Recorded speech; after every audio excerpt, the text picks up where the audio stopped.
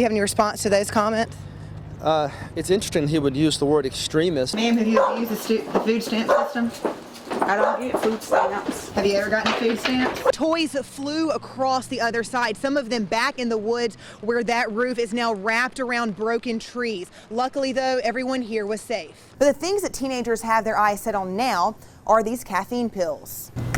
In past elections, Mississippi voters have only had to have proof of voter registration. But starting with the June 3rd primary, they'll also have to have some type of photo identification. Jerry's Seasoned Foods door says that it's open on Thursdays from 8 until, but there's a lock on the door. Now, we don't know if this business is closed for good, but we do know that this is what it looked like inside when the state auditor's office came to investigate. We're going to be talking about road conditions. Take a look at this. This is a sheet of ice down here. Very slippery. You can see my foot just moving right across it.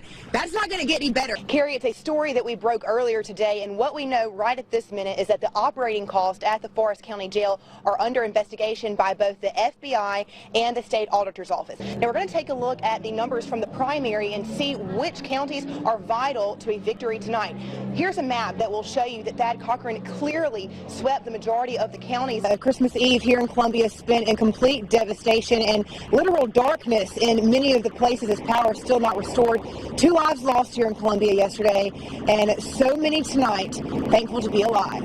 I was leaving work, thought I was able to make it home before the storm, and as I was headed home, I ran into the tornado. Wanda Cotton escaped the tornado in the parking lot of this tire store next to the dialysis unit.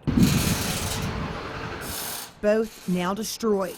She says it was because of this ambulance that fell on her car that she's alive. I was just hollering out to God, God, don't let me die. God, just shelter me. They both pulled off the highway at the same time, the wind blowing them across the lot. Oh, I just thank God for the ambulance. I think that what kept me held down from being caught up into the tornado. On the other side of the highway in the Oak Crest Trailer Park, Mary Jane Sarton was killed inside her mobile home that now sits at the bottom of this pile. Her neighbor, Mr. Garcia, picking up the pieces of his home. He's completely destroying here. It's sad. His business is gone too, but his family, they're okay. All my family is fine, don't go around. I'm okay. But, you know, just all that. Just down the road, another tragedy. Amber Sumrall, daughter, wife, and most recently, the mother of a 1-year-old boy, died in the storm inside the salon where she worked. Her business neighbors picking up what's left of their storefronts, surrounded by family, friends, love, and reminders that tomorrow, while not the Christmas they imagined, is a new day. I have a warrant for your arrest, Miss Moore. What? Yes, ma'am, I do. For what? Food stamp fraud. Food stamp fraud.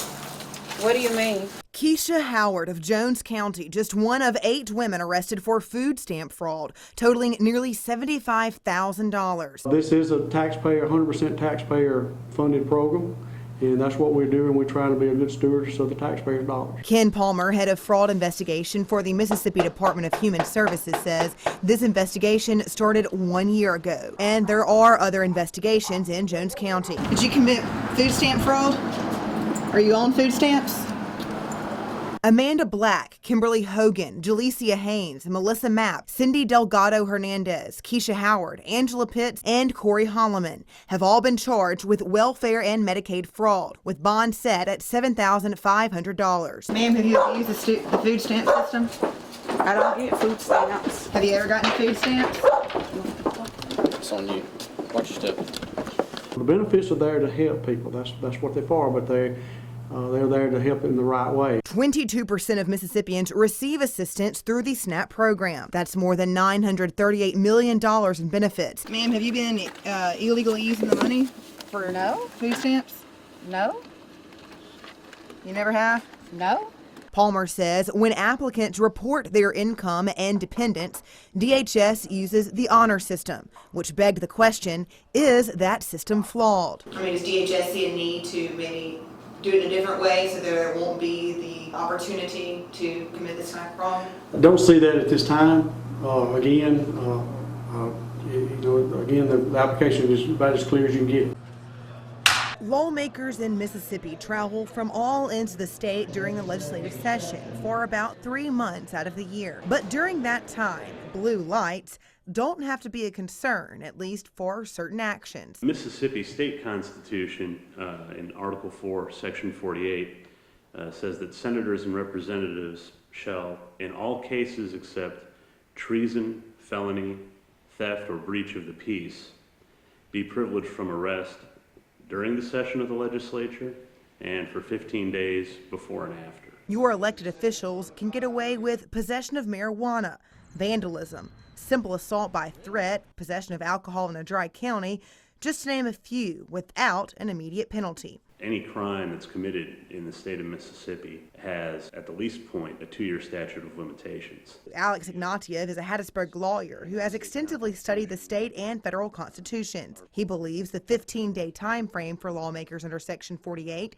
dates back to when horse and buggy was the only way to get to the Capitol. What I suspect is that at the time, 15 days was as long as it took to get from the furthest portion of the state of Mississippi to the Capitol. So is this law outdated? I think it's important that we have this protection for legislators, but I don't think that they face the risks that certainly legislators in the 16th century in England faced when they were trying to reform local government. You may wonder how lawmakers are identified. Legislators have the option to receive this license when they take the oath of office. Yours and mine is printed in black, but theirs is in red, with either representative or senator near the top of the license. When I first got elected, they said, give me your driver's license, we're going to change it from black to red. I was told to go get your Senate driver's license. It's actually just the license they give us. Mississippi Highway Patrol Lieutenant John Polis says it's not required by law for legislators to get this specially printed license. This is a courtesy that is extended to them by the Department of Public Safety. Does that mean they ask for it? That's correct. Okay. That's correct. They would come in and they would ask for it. Some do, some don't. The state constitution does give legislators a privilege of power, but is it abused when having identifying factors such as the red printed license? I think there could be people that would abuse that and drive too fast up and down the road. I wouldn't know what the purpose is. It's not really truly meant to be used anywhere but during session. Although legislators are protected from traffic violations during the session under the Constitution, Lieutenant Polis could not cite an instance where a ticket was issued to a legislator during that time frame. They don't archive that by name. That would be something to find through the justice courts of each county. But he says public safety is the top concern, and the red printed driver's license or car decals that can be issued to legislators as well as the press, judges, and others are designed to be used in times of emergency. But when a lawmaker is pulled over, It's to that officer's discretion, irregardless of what type of insignia you have marking, whether or not they're going to issue the citation. Speaker of the House Philip Gunn says it's happened to him. I've gotten tickets and I've paid them. Senator John Horner Jackson made headlines just 2 months before the 2014 session after being arrested for a DUI. Ignatieff says it's the first time in recent history he remembers the special privilege law coming into the spotlight. But in Horn's case, it was before that 15-day constitutional time frame. And even if it had happened during the session, DUI is considered a breach of peace, so he still would have been arrested.